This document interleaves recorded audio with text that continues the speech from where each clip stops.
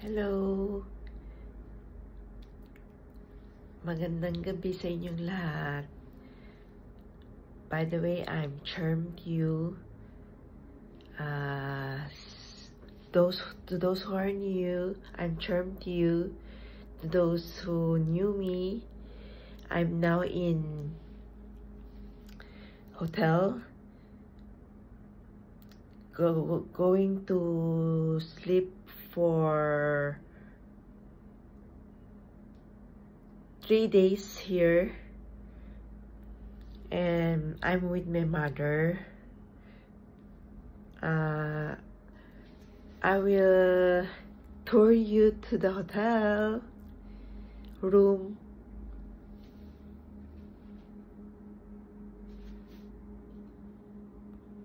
Wait,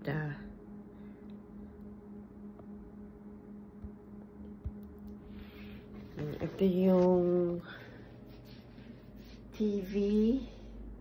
Malaki rin, no? Yan, tapos ito yung desk. Yan yung organizer ko. Coke. Mahilig ako sa Coke. Pero may limitation na kasi dahil sa sugar niya. Pero wala akong diabetes. Tapos, pakita ko sa inyo yung refrigerator, mini refrigerator. Yan, walang laman. Hindi namin nilagyan ng laman. Pero bumili kami ng mga pagkain. Meron kaming noodles. Bukas, mag-ano kami, punta ng 101 Mall. Tapos, meron kaming dalang Quaker berries, my favorite. Sa lahat ng gusto maging sexy, drink this every day, every night, mixed with that's a gift. Mixed with fresh milk and spoon mo, mix with ihalo mo ng spoon, ihalo-halo mo with spoon kasi nandun yung cereals kailangan ihaluin bago inumin. Yan. 1 box, 270 only. 270 only sa ino-orderan ko. 36 pieces, 1 box. Once a day, drink, or twice a day. Diba? Parsmexi na, gumanda pa. Hagad na ako ngayon kasi gabi na ngayon eh. Napagod rin ako galing ako sa work, tapos pumunta pa dito. Nilibre ako ng casing ko. Nilibre ako dito sa hotel. At nagdala rin ako ng coffee. Vietnam coffee. I bring Vietnam coffee also for tomorrow morning to drink breakfast. May water bottle dito. May hot water. May hot water pitcher. May baso dito. May baso.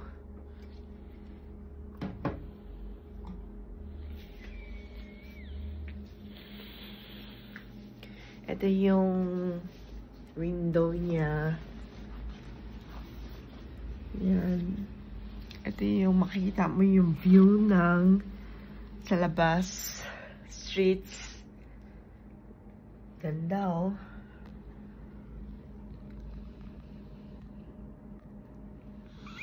Balcony to. balcony. Balcony siya dito. Balcony ito. Balcony. May balcony siya dito. Bukas ng umaga, tingnan natin yung balcony sa morning. Maganda. May ilaw. Ito yung aircon.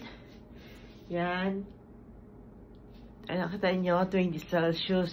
Kahit na taglamig, nag-aircon pa rin kami para may makahinga kami ng inhale na hangin sa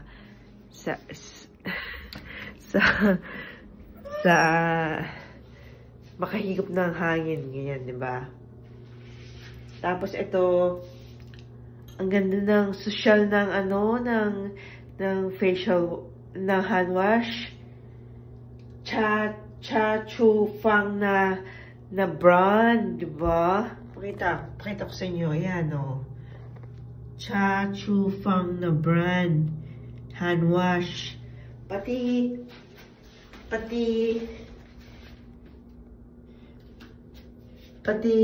conditioner, shampoo, and body wash. Cha Chu Fang rin. Mahal yan na ito itong bottle na to. Per piece. Excuse me. Ito yung shower. Yan. Malaki rin yung shower niya. Space. Komportable ka maligo. May towel. Mayroon na siyang included towel. Bath towel, and face towel. Ito yung sink niya.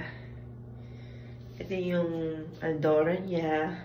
Meron na rin siyang free toiletries.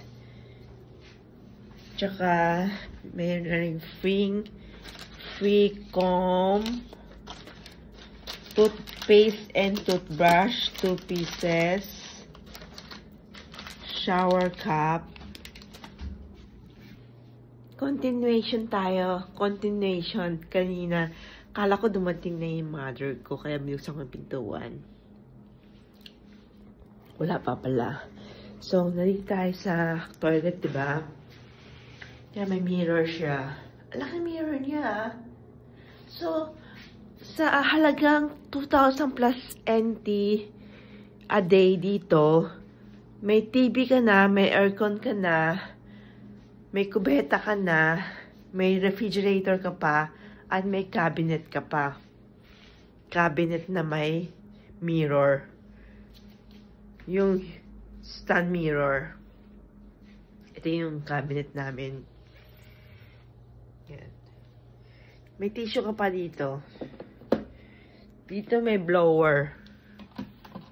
Ito yung remote control ng excuse me. Naubo ako sa sa fried yata na nakain ko.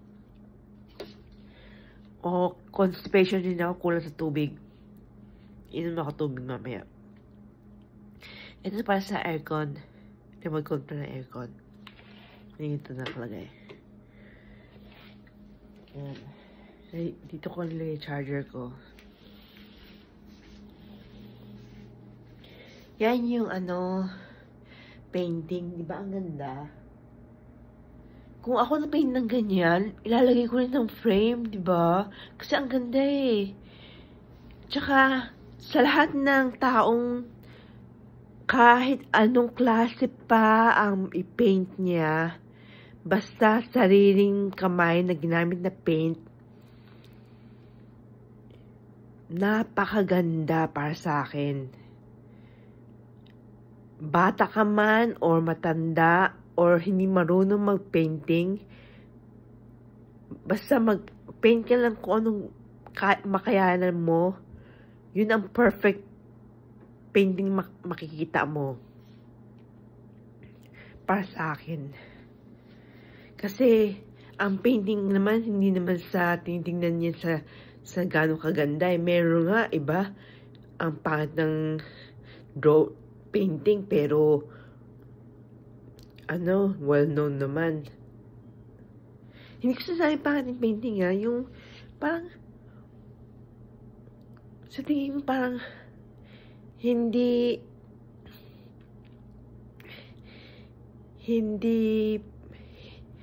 walang meaning, ganyan, parang walang meaning,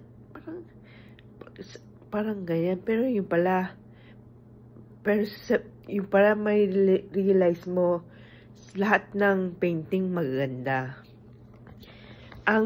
Para sa akin lang, ang hindi pwede sa painting yung against kay God. Yun talaga masabi ko, hindi pwede yun. Pero yung nasabi kong pangit na painting, yung sa mata ng ibang tao na parang pangit, pero sa mata ng karamihan ay maganda. Pero bawal magsalita ng pangit kasi yung disappointed ng tao. Yun.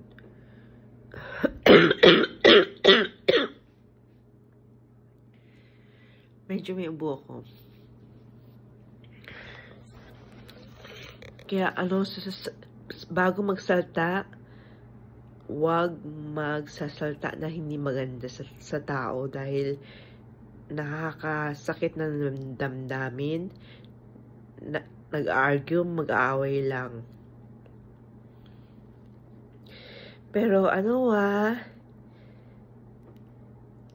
sa point ko lang yun na I don't mean na pangit yung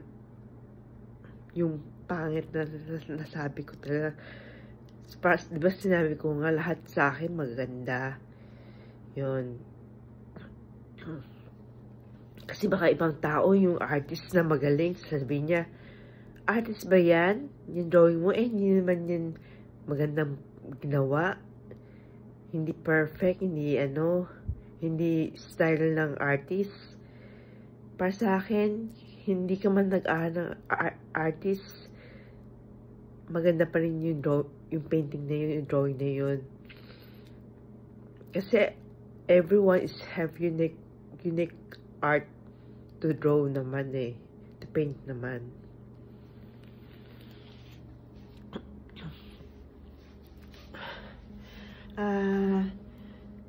Bukas lalabas pa kami, pasyal sa 101, breeze, ganyan.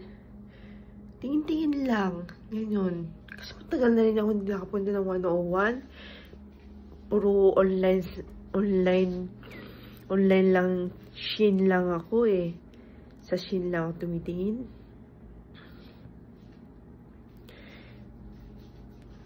Tsaka sa ibang online seller. Tsaka marami na scammer ngayon.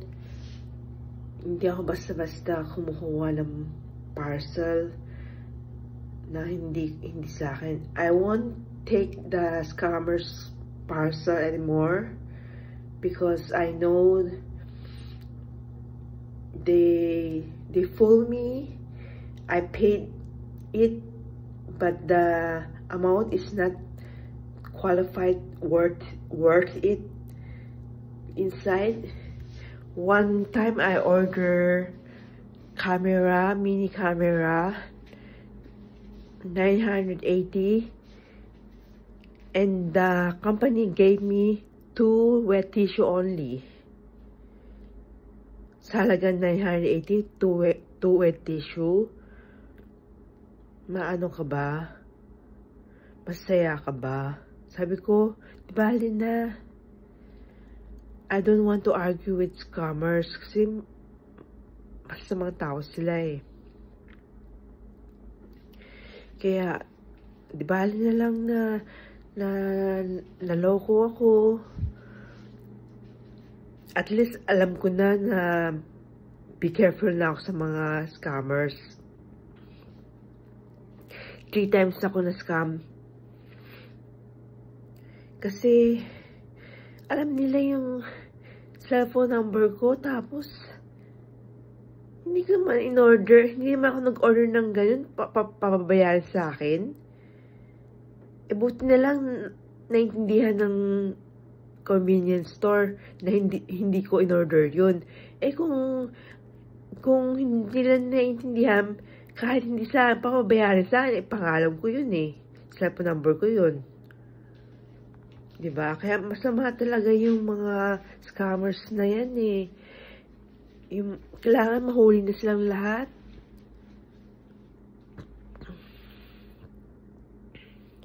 Pero, diba,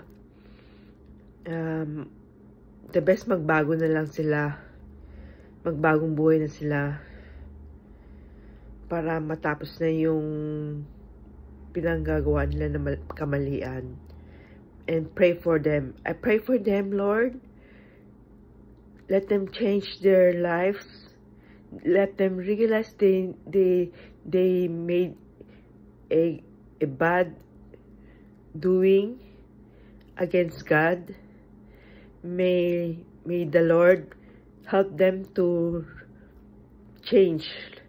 In Jesus' name, Amen. Yun. Pinag-pray ko na lang sila.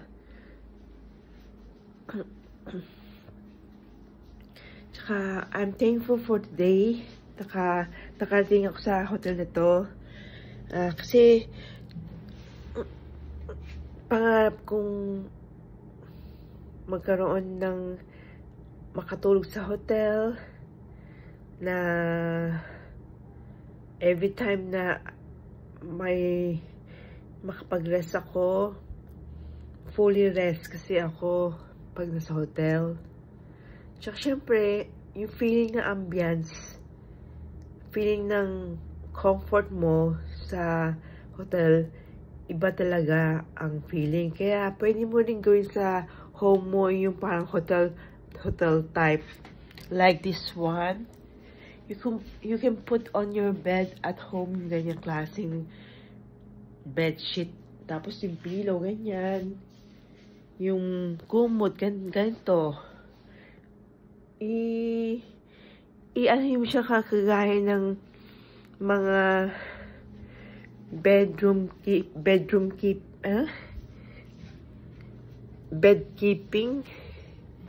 keeping, household keeping, yung taga-ayos ng mga linis ng kwarto ng hotel room. Kaya rin natin yan gawin sa bahay natin para lalong gumanda, lalong komportable, lalong masaya, lalong maayos. Siyempre, the more na maayos, the more ka na komportable.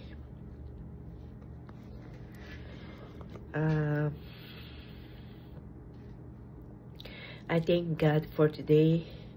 And thank you, Lord, for my cousin. Today went to, not today, she went to Taiwan, and we will meet tomorrow, or maybe tomorrow, or only maybe tomorrow, or I don't know, not yet. I don't know yet. Maybe next time na lang, because she's busy naman. And I understand.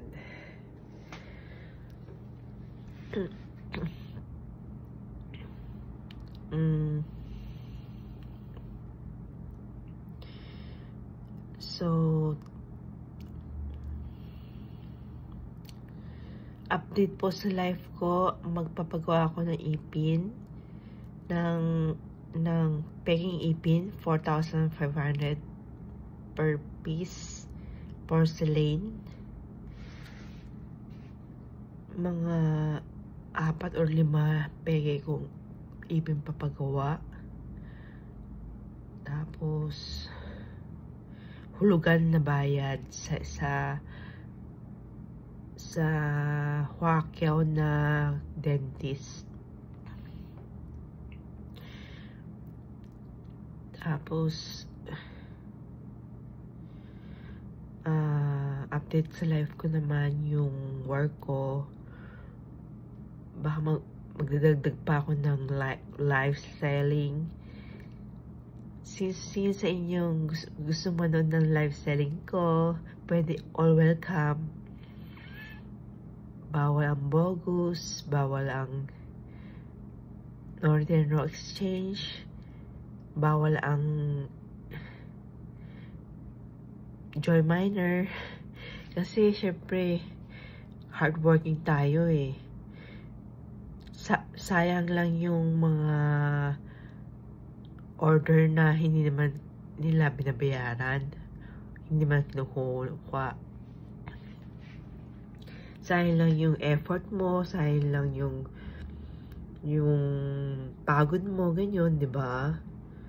Kaya sa mga taong walang pera, huwag kayong manood ng live selling.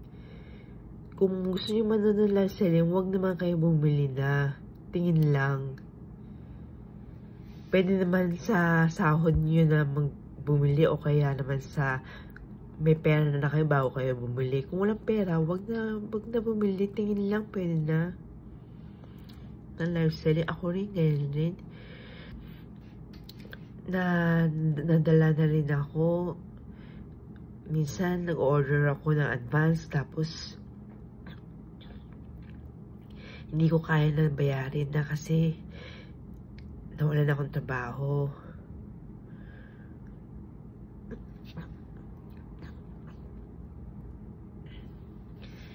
Salamat pala sa listen to me na labas ko yung laman ng puso ko. Salamat sa inyong lahat sa walang sawang panonood, comments, good comments. Lahat ng comments nyo babasahin ko. Pero sorry sa mga ibang tao na late ko na nabasa kasi hindi ko alam kung saan banda nila nalagay yung comment sa mga lumang vlogs na. Pero lahat yan babasahin ko.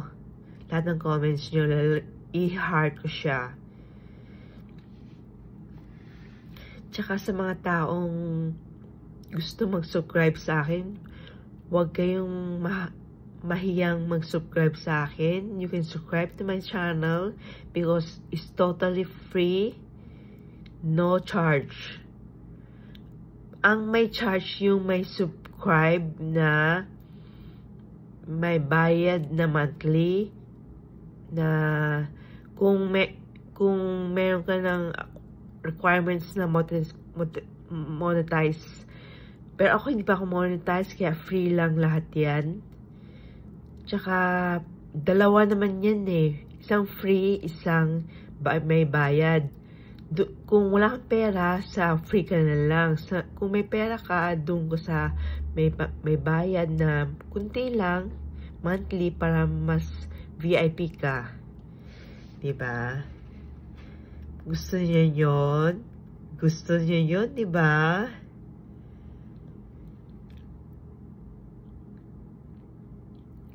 Salamat sa inyong. Thank you for all who comments, watch my channel, YouTube channel, TikTok, and Instagram, Reels and Threads. I hope that may the Lord bless you all and lead the people to Christ. And if you want me to help you to become a Christian, I'm willing to pray with you, to share the gospel to you. If you have questions about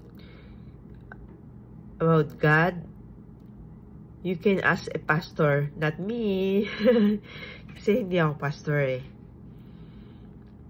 Not me. Kasi hindi ko masasagot yan. Tsaka we should not argue about religions because it would lead only to quarrel or nonsense, parang ganyan. So Huwag tayo argue about religion. Respect every religion na lang. Ganyan. Respect lang sila kung ayaw nila sa pagiging tunay na Christian dahil akala nila yung religion nila totoo. Pero mali pala. May taong ganyan. Ako, sinasabi ko, totoong ang way ng Protestant kasi sa lahat ng religion, siya lang ang tama. Subukan mong tingnan yung ibang religion, lahat pare-parehas. Idols made from gold, wood, porcelain. Alam yung porcelain na Mama Mary, ganyan, wood na Santo Niño. Tapos yung wood na Buddhist. All of them are wrongs. I'm not ashamed to share the gospel, the truth, because I know I speak the truth. Jesus is the way, the truth, and the life. No one comes to the Father except through me. Sabi ni Jesus yun. Through Jesus lang tayo ma-save. Wala na iba. Hindi si Mama Mary ang God na babae. Walang God na babae. Only God na lalaki lang. Si Jesus. Wala na iba. Walang dalawang God, 10 God. Walang maraming God. Isa lang. Ang tao hindi pwedeng pag namatay ay maging anghel. Never mangyayari yon. Ang anghel ay anghel lang. Tao ay tao lang. Tsaka ang 1/4 ng anghel ay naging kasapi ni Satanas na. Tsaka ang animals, pag namatay, wala silang kaluluwa. They are no kaluluwa. Namatay lang, ngayon lang. At ang mga babies naman namatay, hindi pwede maging angels kapag patay na. Hindi totoo yun. Dahil ang angels ay angels lang at ang tao ay tao lang. Ang tao hindi pwede maging anghel at ang anghel hindi pwede maging tao.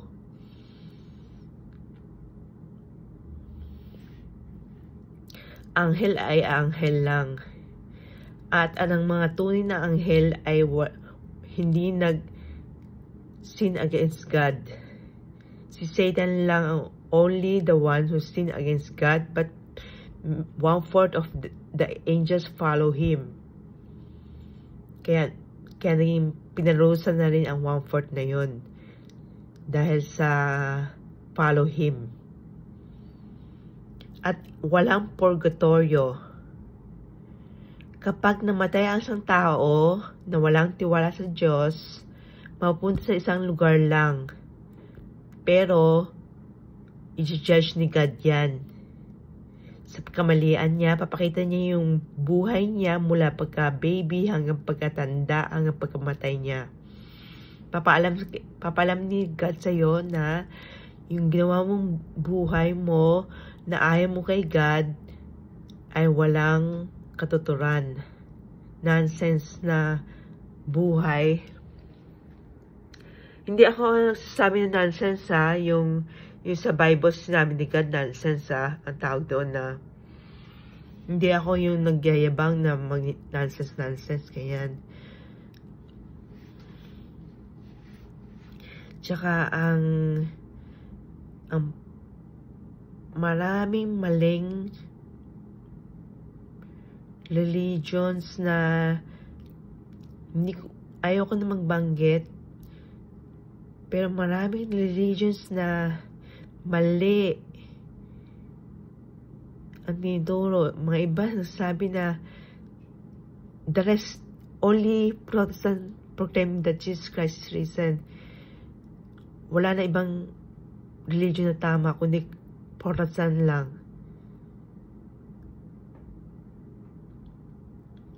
Kaya maniwala kayo sa Protestant, sa sinasabi nilang Jesus is risen God.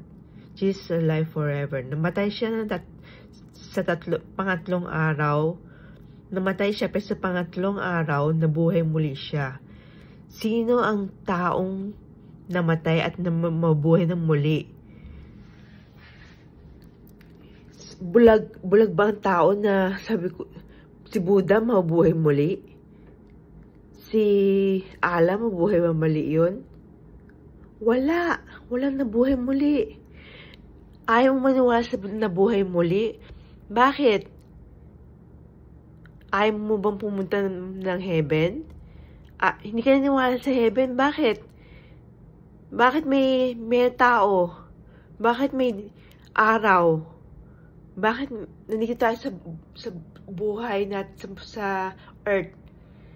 Dahil meron silang creator. Meron tayong creator. Hindi ka naniwala sa creator.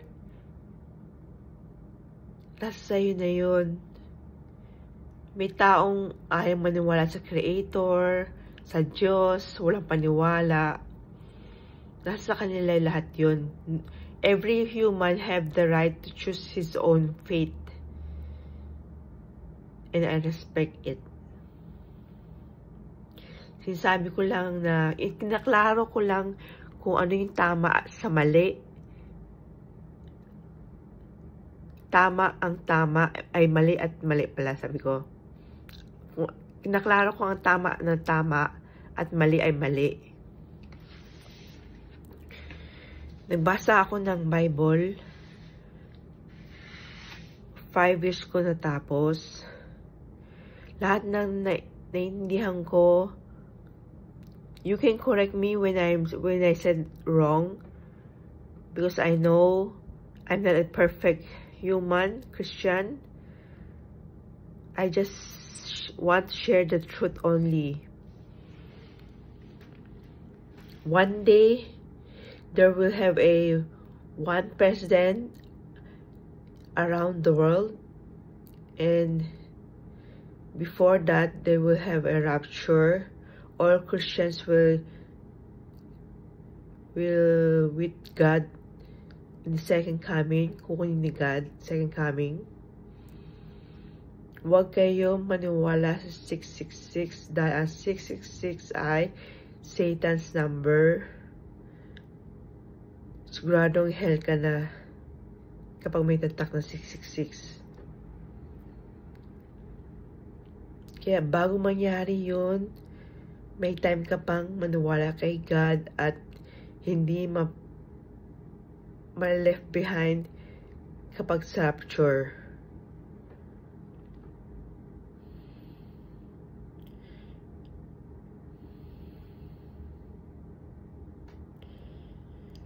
Salamat sa Diyos sa pag-share ko sa itong araw nito, pag-share ko sa inyo.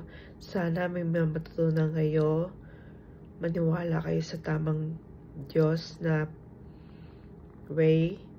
Jesus lang, true Bible.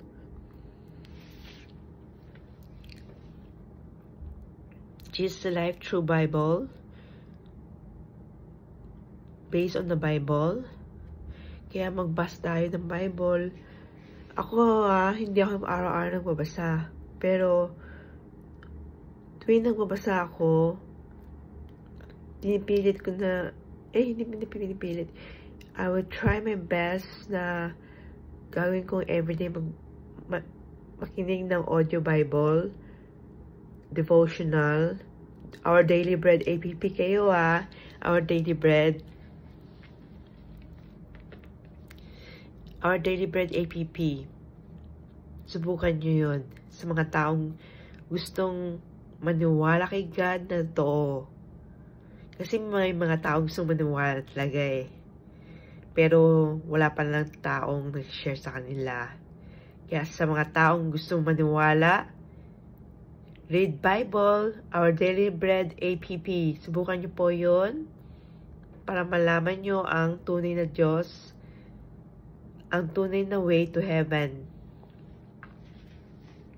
is to believe in Jesus is alive, obedient in faith.